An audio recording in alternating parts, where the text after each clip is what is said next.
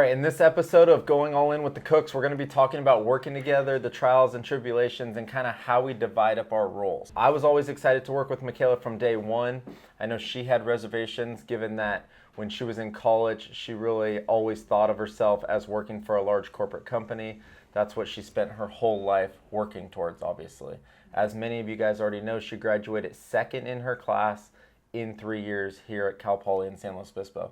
So talk to everyone about that decision, which I know we briefly have in a different episode, talking about that decision of coming to work for the shop, but specifically in regards to working together. Like, were you at all concerned about that part of it? I know we're obviously both concerned about being able to afford both of our wages and us being able to pay you, but before you came to work for the shop in 2012, was that even on your mind as far as like the fights we were going to have, the differences we were going to have, and that type of thing? Yeah, I mean, we did have like a really good relationship just before working with each other. Like when we compared our relationship, or just like, okay, reflected on how many fights we get in. I mean, we would never really fight, or we would have a little argument and then we'd get over it quickly. So it's never a big deal. Like when I brought you the Subway sandwich? Yeah. So I did think it was going to be difficult. I did think, okay, this may not work out. But as I mentioned in the previous episode, I was already kind of like ready to potentially look at other options from the job I was at, because I was there for 3 years. And so it was kind of good timing. And I did know that if it didn't work out, I had already gotten another job so quickly. I did have that on my resume. So I had a plan to fall back on. But I also think the fact that I didn't have to make it work was one of the reasons that there was friction, because I was like always kind of had one foot out the door. Well, every time we got in a fight or every time we had a disagreement or it wasn't going well, I'd be like, okay, well, I can always just go. I mean, you know, like, remember how many times I'd say like, well, maybe I'll just leave and go get a job elsewhere. And so like that was one of the reasons I started, was because I had a backup plan, but it was also one of the reasons that caused friction, because I always kind of thought at the beginning that, well, if this doesn't work out, I can just leave. Yeah, and from my recollection, like when we talked about you leaving, it wasn't always just because we were fighting or had differences. Sometimes it was like, we're struggling so much, we know she could make easily 150, 200 grand working for another company. And then life would be so much easier. And the shop doesn't need to be as successful. Like, I could make a decent income tinning with a small team, and you could make a great income working for another company, and we'd be happy. So it's like, why are we doing this to ourselves? Well, I think that was one of the conversations that we had early on, that you like had sold me on this idea of working together, because you're like, even if you get this great job, you know, you can go up in position, you could go up in company, but eventually there's going to be a ceiling. If we work for ourselves, there's not going to be a ceiling. And so you sold me on that dream, but we were so far away from even hitting where I was at, that like that part was like really discouraging and hard, and that added a lot of stress to the situation, because it's like, yeah, we have potential, but we're nowhere even close to hitting the ceiling Of what you would be making working somewhere else. Yeah. How long do you think it took us until we hit that ceiling to where we could confidently say we definitely make more than if you worked for someone else? And not only like in revenue, but like lifestyle, like the flexibility that we have and the enjoyment that we get from leading a team of people and being able to provide opportunities and whatnot. Like to where it was like, this is worth it. I would say 2019, 2020, when we like bought the house that we currently live in now, you know, that's a big milestone, because that's when I was like, okay, you know, I'm 32, I want to think about having kids. There's a time limit to this. We had gotten into that nice house. Things were a little bit more flexible for us at the shop. We had a great general manager, and then we had Creston in 2021. So like 2020 is when I started to think, okay, you know, it would be feasible for me to not be at the shop full time, that we could still make it work financially, etc. And then once we had our son Creston, it was like, he's coming here with you. You're able to be up here breastfeeding. And it was like, okay, this is way better than if you worked for someone else, because obviously we wouldn't be able to do this. and so on and so forth. And then we're able to afford to have my dad live with us and pay him to take care of the kids and have a nanny as I always wanted to have and things of that nature. So I'd agree with you that in 2019 and 2020, it became clear that it was all worth it. Yeah, so which is 7 years would be from 2012 when I started to 2019. Mm-hmm. So early on in our relationship, I was very clear that I wanted a traditional relationship. Some of you guys might know I have my grandparents tattooed on my stomach. It was actually my first tattoo, or my second tattoo actually, on my torso. And that's because I always admired their relationship. They got along great. They fought a lot less than I saw my mom fight in our household. And so I always admired their relationship where they respected each other a lot, but they had two completely different roles, and I would call them traditional roles. Now, our situation is obviously a lot different because Micaela works outside of the house. She's a huge contributing factor to the success of our business, but we still maintain traditional roles to some extent. So talk to somebody watching this that would like to work with their significant other, but they're thinking to themselves, I could never do that. Like, we already fight like crazy and we don't even work together. What would you say to that? I would say that we've always had a great relationship, which you touched on. I would say that I made it clear from early on that I wanted a traditional relationship. So by us staying together, I knew that you wanted that as well. But what does it take for a guy to lead in his relationship from a female's perspective? Yeah, I mean, I think the female in the relationship has to have a massive amount of respect for the guy, and part of what I was confident in us working together is because even though our skill sets were very different, we shared a lot of the same core values, and one of those is following words with action. So it's like I knew that if you said this was going to work and we were going to say this was going to work, we were going to follow through on it together. And so, I was confident in that, and, helping others succeed, take pride in your work. Like, we saw those core values in each other.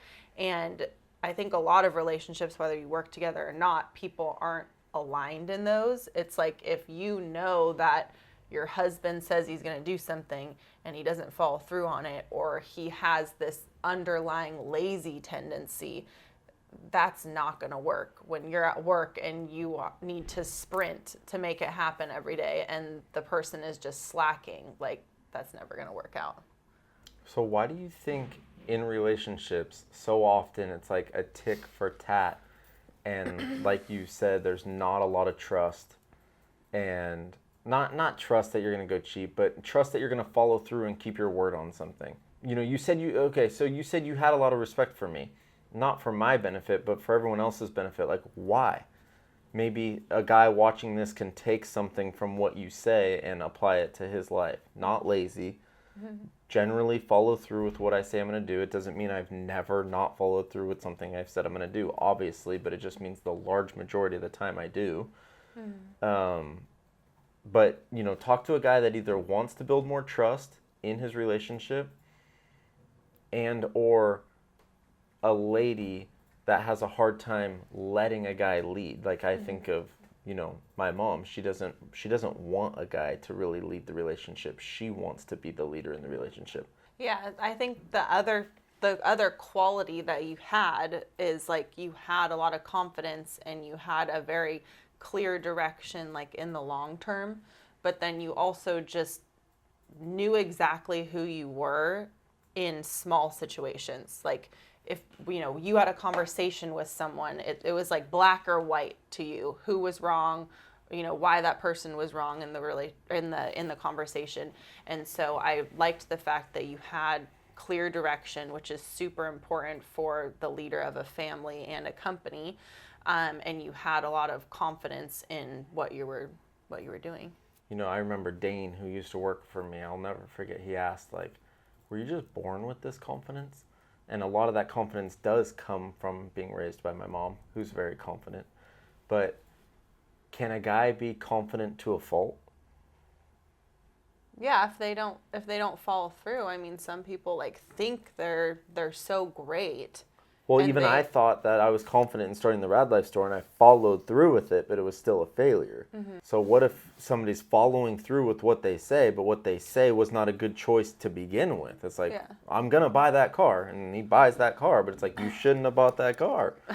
Well, I mean, it's like the track record scoreboard that we always talk about. It's like, yeah, that detour was the huge back step, but we did have a lot of other positive things that were good decisions, like all the rental properties, our personal properties that we've bought.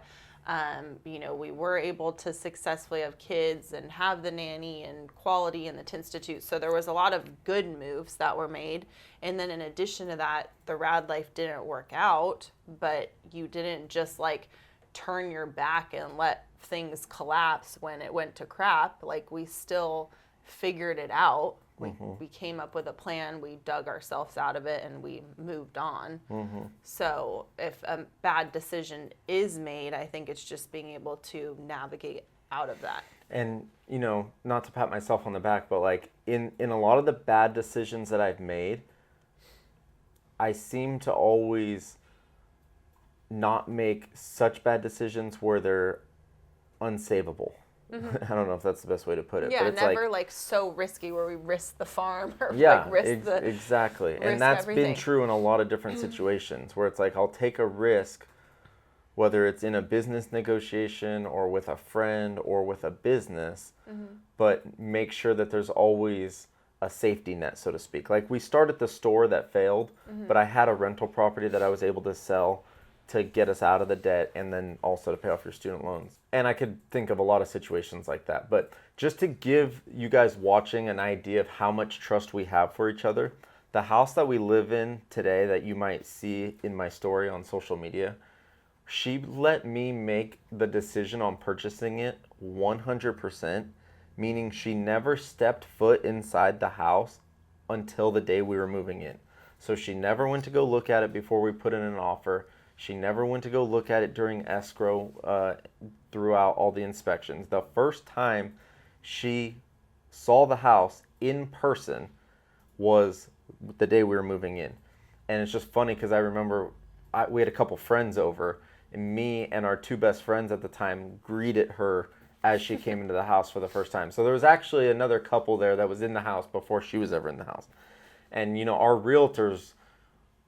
the realtor, that we're working with at the time, she's like had a hard time taking me seriously because she said she had never seen that before, where a wife hadn't been in the house before purchasing it, especially a primary residence, not talking about a rental property. But on that same note, we have brought several rental properties where I go look at them, we negotiate the deal, and she doesn't go inside them until after we purchase them. And correct me if I'm wrong, but you love the house and it was a great decision. Yeah, and we did the same thing with Santa Lucia before that. So it was two of our primary residents. And it's like, like we talked about, we have very distinct roles. So it's like you go look at the property, get an overall feel for it. And then like I probably did the entire review, like saw pictures of the house because I do all of the inspection reports. I do all the paperwork, make sure all of that's done. So why do you think that so many women, from my perspective, have a hard time just, even if their husband is trustworthy, even if their husband follows through on what they say they're going to do? I feel like a lot of women have a hard time saying, my husband's the leader. Like they want to be equal in the exact same way. Because here's the thing, we think that we're equal, but in two different ways. Just like the yin and a yang, black and white, they both have the equal amount of space taken up in that design, but one's black, one's white. Like we're just as valuable to our family and our business, but for different reasons. So yeah. I just feel like in a lot of relationships, it's a tick for tat for who's in charge. And like oftentimes the female in the relationship doesn't want the guy to be in charge, but at the same time, that's a human female part of the anatomy to want to be led and have the guy be in charge. You just think as if correct me if I'm wrong, but that they haven't earned it. And like every female does want that. They just want it earned. Well, I mean, I talked in my video, like, it is hard for me to speak about all relationships because it's like I dated a bunch of guys seriously before you that You did? I Just kidding. that I didn't want to be with. And the main reasons was because they weren't driven. We didn't talk about being driven. Like, you know, if you're going to lead the family, you need to be driving the ship. So it's like, what's our next move? What are you looking out for out on the horizon? Like, how are we developing? How are we growing? And it's like, I even had resistance towards that because you're like so driven. But it's like having the drive, the confidence, the follow through. And the other serious relationships I would like, there's nothing wrong with those people. And they're still, I'm sure, have successful jobs, every single one of them. But it's like on a day-to-day, like, what are you doing right now? Like, we need to be going, we need to be doing something. You and I are very much like that. It's like we don't just like plop down on the sofa and like hang out. We're always doing something. So it's about making a good choice from the get-go, is what I'm hearing you say. You're not going to change someone. You're not going to mold someone. We do change. We have evolved. Let's talk about that. Like us changing over the years, but not moving apart from each other. Yeah, and Like, that's we've something changed. that I was like, one of the things that I was worried about is that you didn't go to school, which was very different than my vision and the other people I had dated. You always said you liked bad boys. No, seriously. Like fake ones? Or Well, like how could you go to school and be... I mean, I guess there's I such did, but I didn't want to like marry one, I guess. But like, you know, all these other people I dated, it's like, okay, they're just like average at the end of the day. And then I met you and it's like, you know, you were so great and like we clicked on all these things, but then I was like worried about your background. Like, okay, this person doesn't even have a college education. Like, I'm a felon. what am I doing? And then, you know, we had like so much of our time was spent partying when we first met. And so I was worried that, okay, once this wears off, like what's really going to be here? And so how long did that last? Like, were you still thinking that when we had the Rad Life store? I mean, maybe at the beginning of the store, but not by the end because we got married somewhere in there. Yeah. So when you like paid off my student loans, that was it. When you paid off the student loans and I quit my job. So that would have been when the Rad Life store started. You know, that's when we like made a big commitment to each other. Was there any... I'm just trying to think. We go to meet your parents for the first time, and I basically get in an argument with your parents the very first time we met. Mm-hmm. Like, aside from my core values and my work ethic, was there anything that concerned you about, like, my actual personality? I mean, obviously concerned. I don't know if that's the right word, but, like, going back to, like, making the decision to get married. Mm-hmm. Like, did that concern you that I got in a... Not a fight, but basically a fight. I don't know. I don't want to exaggerate it, but I don't want to... Yeah, I mean, you definitely had a temper at the shop when you would get frustrated, and that was a concern for me. I think more so than anything else. Like, you're very confrontational, you're very direct with people, but I think a bigger concern and one of the reasons that we did have so much friction at the shop was you would lose your temper. And so that was stressful and hard. And then when you lost your temper, I would just shut down, which was like the opposite of what you wanted. And yes, that would happen. I'm glad you know that. And that would, you know, that was like a reoccurring thing. I was the best at losing my temper, or the worst, however you want to look at it. But if you've ever lost your temper, you're not alone. Yeah. So, I mean, it's just so difficult to be needing to do the work, to be falling behind on bills, and to be, trying to keep it together for customers at the same time while trying to manage a team, whether it's one person or 17 people, it's all the same as far as trying to keep it together, but being frustrated, like running the business, but still being an installer at the same time. Like, it's completely different now that I don't do installs. Would you agree?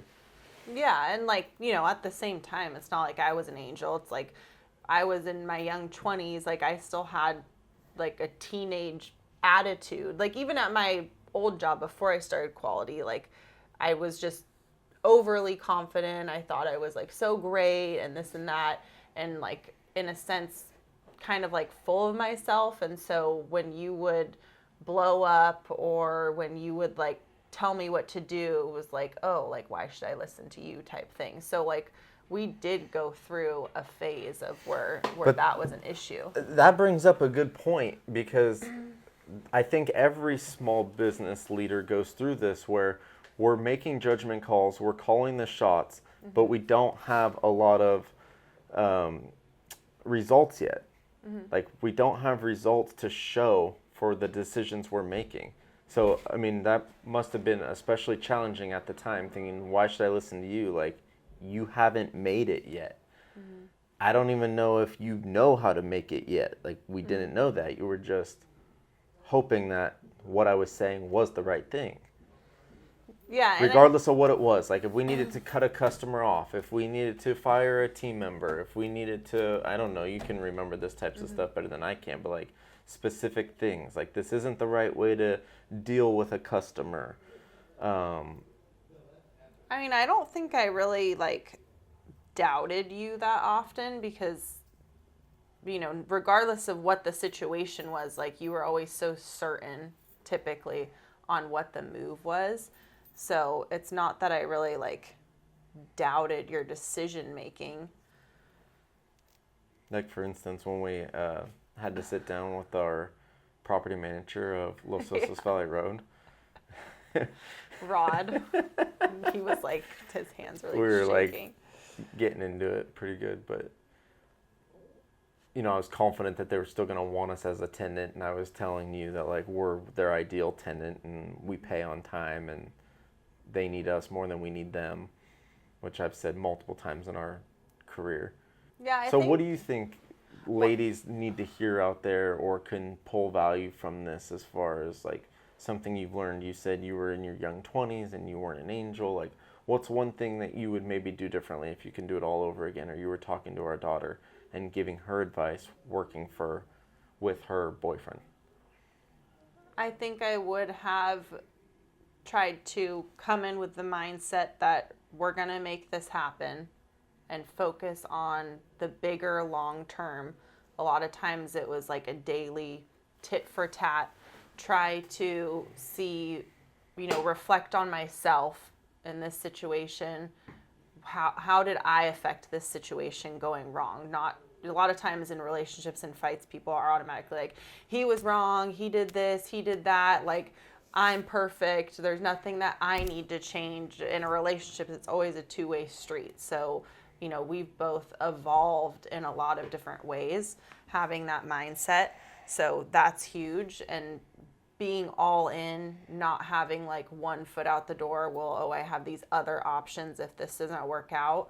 And then for me, it was a lot of like competition, like, okay, who's better? I thought like if you were the leader of the company, that meant like you were better. It's like, no, we're both, you know, doing separate roles. I just need to focus on being the best I can at my role instead of competing with you. What are our roles? You be the best you can at your role. I'll be the best I can at my role. And if you made a bad decision in your role or vice versa, we're going to support each other and move on because I chose you to make that decision in that department. So even if it's the wrong decision, not saying, you know, I told you so or whatever, which there was a lot of back in the day. Yeah, and I think anyone can see why that would be at times frustrating, because it's like you're trying your best to be the best you can be at your role, but still knowing that everyone's still going to think of me as the owner. So it's like no matter how good you are at that time, people are still going to walk in and say, can I talk to the owner? And it's like you're crushing your role. You're doing more than I am on the back end of things, yet from your perspective at the time, I was getting all the credit from customers. Interestingly enough, things have shifted now, and it's like you hope customers don't know you're the owner. You don't want to talk to customers. Yeah. But that's us being in our 20s, right? And wanting Yeah. to be business owners and wanting to have the respect of being a business owner. Yeah, it's definitely like a maturity thing, because it's like back then it's like, oh, I want the credit. I want the recognition from our friends that we own the store. I want the recognition from our customers that I'm an owner here too. And it's like we didn't even have nearly as much success as we have now. And Well, I would in some ways disagree just because it's like the adjusted for ratio. inflation. Yeah. Yeah. Um, I think still to this day we were very successful for how young we were compared to the people we were running around with. Yeah. I don't know. It's just like a little kid like bragging on the playground. And it's like as you grow up, you don't need to brag about those things anymore. It's like if I run into someone that I don't know at the park, like I don't even really want to talk about what I do. It's like if you don't know, you don't know type thing. I don't want to have to explain this and that and justify. You can make your own judgment about me as we develop our relationship. But like back then, it's like I wanted recognition of what I was doing, and I wanted to tell people, oh, you know, we're the owners of this, we're the owners of that, and it's like I don't care anymore. And I think a lot of that, like to be more tactical, is we've realized that there's a lot of smoke in the mirrors, and what matters is like your actual success, meaning your actual net worth. Not that we go around like talking about our net worth, but like you can say you're the owner of this, you can say the owner of that, come to find out, you know, you're partnered 50-50 with your dad or something on this business, right? And it's like, oh, yeah, you're the owner, but that doesn't really, you sometimes don't get the full picture. Knowing more of that now, what you hear is not always what you get when you're talking to someone. One of the things that I do think that you did really well, and that if you are working with your significant other, like typically in our industry, it's husbands that have started the business and they want to start to include their wife on it, is making your wife fully owner from day one. It's like, we're in this together. This is now your business. We're going to have our separate roles, but we are both owners now. I think that was really good because it put a lot of the weight and responsibility on me to treat the business like it was my business. And if you hadn't done that, I wouldn't have taken the responsibility, taken it as seriously if I didn't have that ownership that you gave me. So are you talking about on paper? No. Oh. I'm talking about like telling people? Yeah, like you had already had the business for 4 years before I came on, but you were immediately like, you know, she's the owner, she's my wife. We weren't even married yet, but it's like, she's my wife, she's an owner, you know, training me to make decisions, not making all the decisions for, like forcing me to do stuff. Like, what would you do if it was your business? Like, it is your business.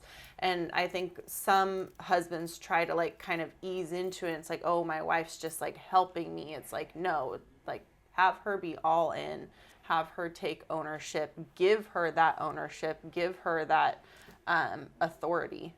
Yeah. And if this is the first episode you're watching, again, it's crazy because we met and we worked together. So we were together, you said 3 or 4 years. Then you quit your career job, came to work full time for the shop.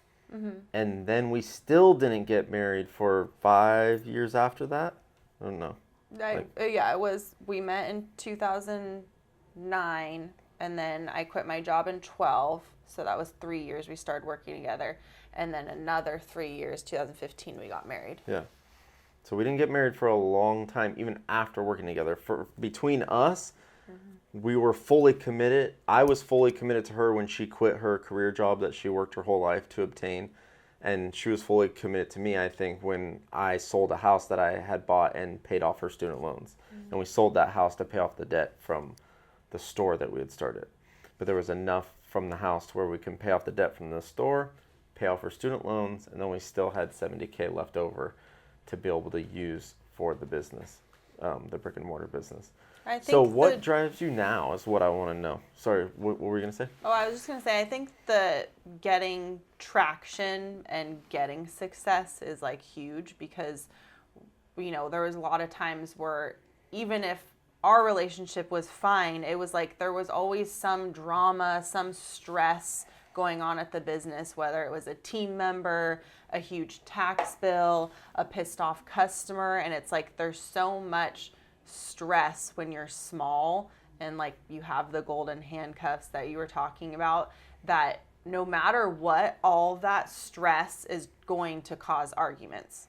And so it's a lot easier to work with each other now, not only because we're more mature and we've evolved and everything else, but just because we've gotten more traction, we're more successful. This bigger vision that we had has like come to fruition, where when we were small, we were focused on it, but it was like so far away.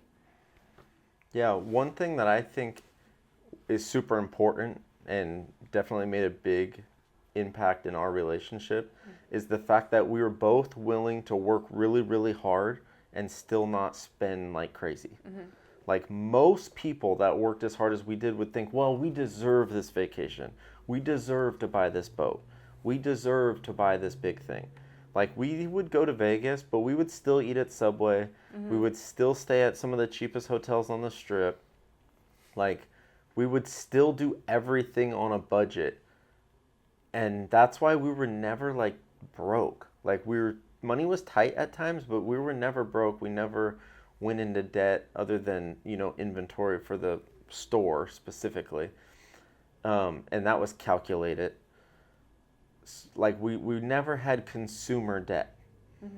We never spent outside of our means. And if one person is working really hard to build a business, but then the other one at home is like, come on, let's go. Like, you're crazy. Let's go on this vacation. Like, we were really aligned in that way. Like, we're still aligned in that way today. Like, what a vacation is. We go camping. We go to a cabin once a year. We get an Airbnb in Santa Cruz once a year. Like, we don't take big lavish vacations. It's crazy how much people spend on vacations. Because even though you might not be going on vacation one time, most people spend 15, 20 grand on one vacation a year. That's like all your profits if you're a small business. Like in one vacation, one Hawaii trip. Like we've been to Hawaii one time. Is that the only exotic vacation that we've been on? Yeah, and that was like something I had wanted to do for a really long time. Yeah, we went to Hawaii one time, and we've been on, I wouldn't say a lot of trips, but a lot to me. But they're usually all business trips, whether it's going to SEMA or going to a dealer conference or going to the WFCT, or, we just don't go on a lot of vacations. But we're not always trying to escape something either, because we are happy in our relationship. Earlier on in this conversation, you were saying, I think that's what motivated me. I can't remember exactly what that was in regards to, but like, what motivates you now? I just want to become the best leader, the best businesswoman, the best mom, build the biggest businesses that we can. And it's like, now I feel like it's a race, because it's like we're already like mid-30s, and even though we were really focused on the business, like we really didn't, when we were younger, we didn't spend that much time like reading on self-development. And it's like, I just feel like we have so much momentum now that I still want to go as fast as we can, just because, mid-30s, we don't have as much time left. And so it's just like, I feel like it's a race to get us to be the best we can as fast as we can. Statistically speaking, we're more than halfway through our life. Or I am, as a guy. That's crazy. So, like, I don't know. I always thought, like, 50, you're halfway to 100. You will live to 100, right? It's like, no. Most guys live until they're 70. Yeah, no, I just feel like it's going by so fast. And, like, we talked about the ratios. And it's like, I just always want to be, like, very successful for our age. So, but why? We talked about, like, in the long term, having our kids actually want to, like, hang out with us, having the money to go visit them or take them and their kids on vacation, to basically leave our mark. Yeah. Yeah. My goal is to have them still want to get advice from us when they're adults, when they're in business for themselves. Like, I want to be my goal is to be a role model for my kids until I die. Meaning, them always thinking I want to be like my dad. and I want to be like my mom. Not like, well, I mean, I hope I have as much money as my dad, but I don't want the relationship my dad had. Or I want the marriage my dad had, but I want to have more money than he had. Like, I want to be my kids' role models forever. And so they're going to grow super fast, and the information age allows people to scale a lot faster. And it's not just all about money. And that's why our home life is so important. Mm-hmm. But I want to be the entire picture of what they want to be. So that's, success, relational, in business, spiritually, yada, yada, yada. Fitness is a huge one. Yeah, and I think we've joked about it too. It's like we obviously want our kids to be like very successful, but it's like imagine if we had just thrown in the towel, it's just going to be us, we're just going to have one bay, we're just going to get by. Like once our kids graduated, they could hypothetically have the exact same business that we have within a couple of years. Mm-hmm. And a lot of the business owners I talk to, unfortunately, that's what their business looks like. And so, we want to be so far ahead that it's going to take them a long time to catch us. And not just for egotistical purposes, but to keep inspiring them. Yeah. So I want to pave the way for them so they don't have to pave it themselves. I mean, obviously they're going to go through trials and tribulations and learn a lot of things on their own. But I want to be able to show them how to accumulate wealth and be able to help them on their journey rather than some other guy helping them. And how can we say, oh, anything is possible, like you can do this and that, and it's like, well, why didn't you guys do it? Right. So it's like if we weren't able to build a team, if we weren't able to start businesses, if we weren't able to accumulate rental properties, like we wouldn't be able to advise them to do any of that. And there's still so many more things that we want to achieve so that we can tell them all about that. What's the first thing that comes to your mind when you say that? Well, the luxury house and the large property. Oh, I know. I want that. I didn't know if you wanted I that. thought we were on the same team. I was just making sure that you want that too. Last words of wisdom for a lady that's looking or considering to working with her husband. Her husband wants her to come work for the family. Mm-hmm. She's on the fence. She's scared. She doesn't want to get in a bunch of fights. Mm-hmm. She's worried about giving him the reins, so to speak. Mm-hmm. Because here's the thing. It's like there can only be one leader. There can only be one final decision maker. There can't be two decision makers. It's great that we both get to share each other's opinions and ideas, and I highly value Micaela's opinions and ideas. But if she has a different idea of what we should do, and I have a different idea, how do we decide? There has to be one decision maker, and I'm the last decision. Mm-hmm. So a lady is scared to say that out loud. Like, my husband makes the final decision. Mm-hmm. What words of advice would you give to her? Maybe he's not followed through in the past, but he's working on, he's building a track record. Like, at one point in time, he didn't follow through, or he broke trust, but it's been a long time or something. Like, mm-hmm. I mean, it's not like I've never not followed through on something I said I was going to do before. Mm-hmm. Like, even just when it comes to working out, it's probably 6 or 7 months ago, I said, I'm going to get in the best shape of my life. She's like, how many times have you said that before?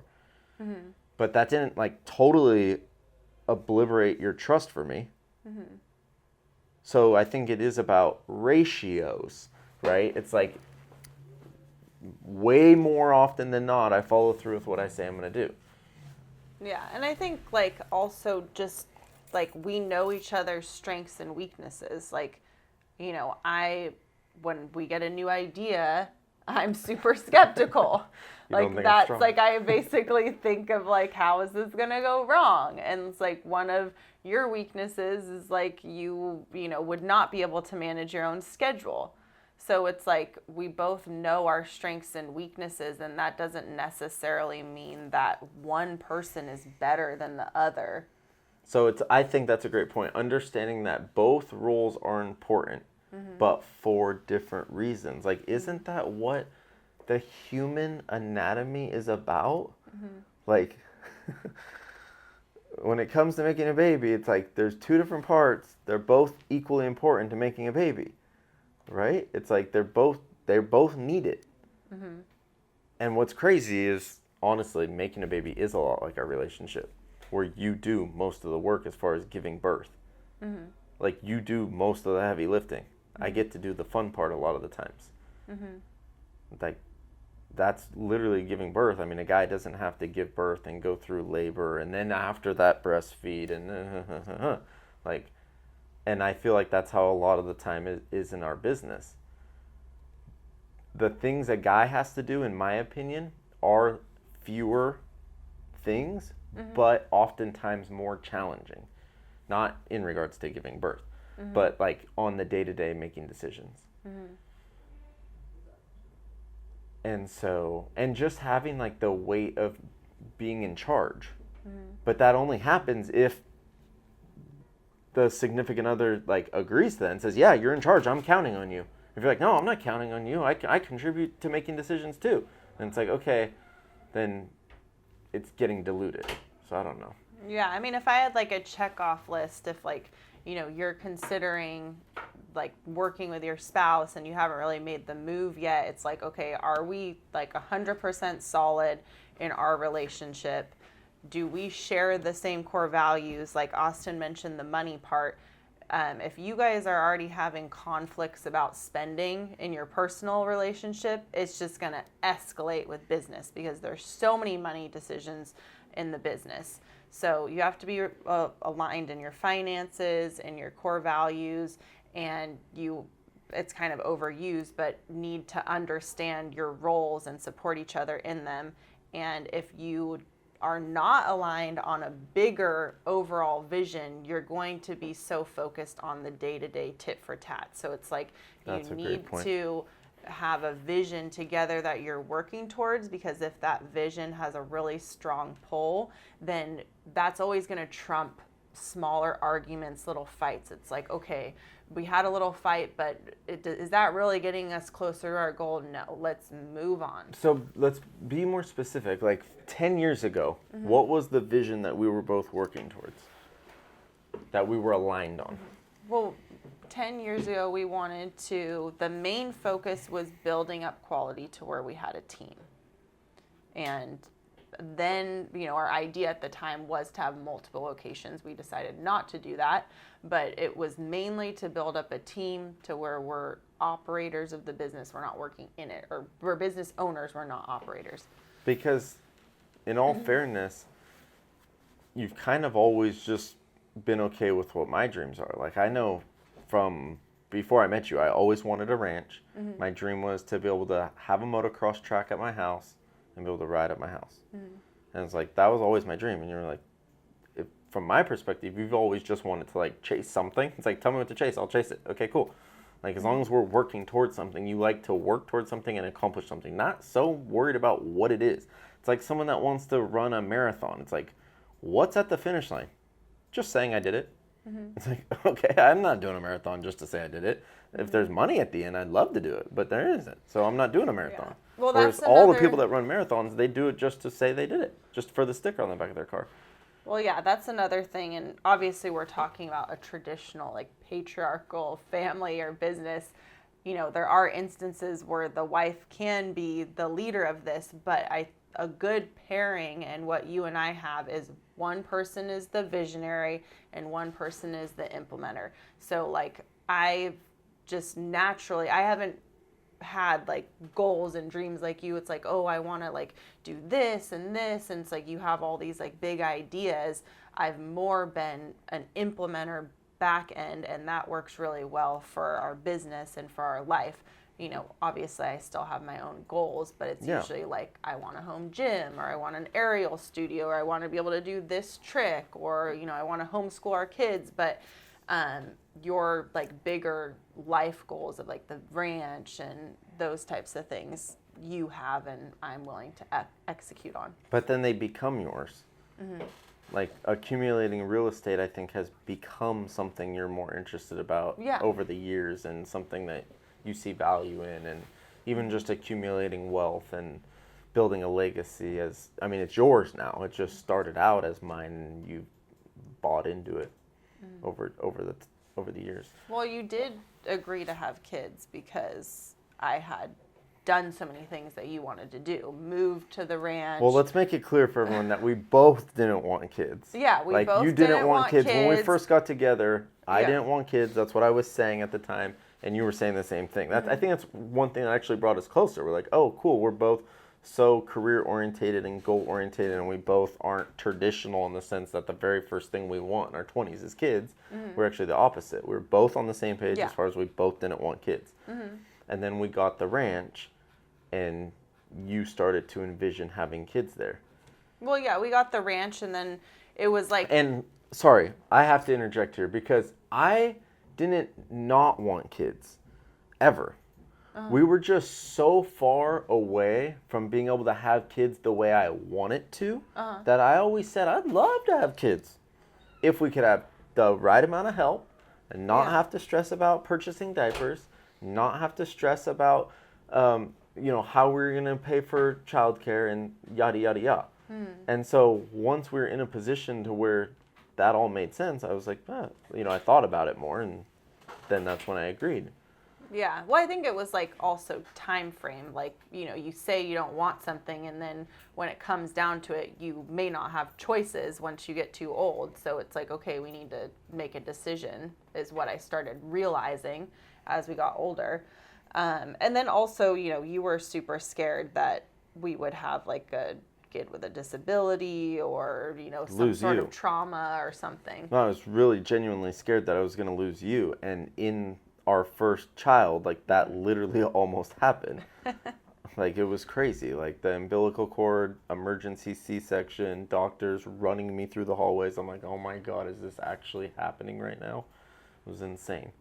So yeah, that was something that I was just saying, like, I had gone along with everything, which is why when I mentioned having kids, okay, I think I want to have kids, you were like, no. And then, like, I think you slept on it for, like, I was obviously super disappointed. And then after you slept on it, you're like, no, I'm going to do this for you because you've done all of this. And yeah, absolutely. I mean, that was the core thing, but I was like, and now I can see how it would work. And I always said I didn't want to have kids until we had land. Like, I would never want to raise kids without land. And I didn't grow up on a ranch, but I just saw the value in it, and I think it's huge. So on the next episode, we're going to talk about building a team and how that evolved and how we eventually came up with the 25 leadership hacks for businesses under 25 team members.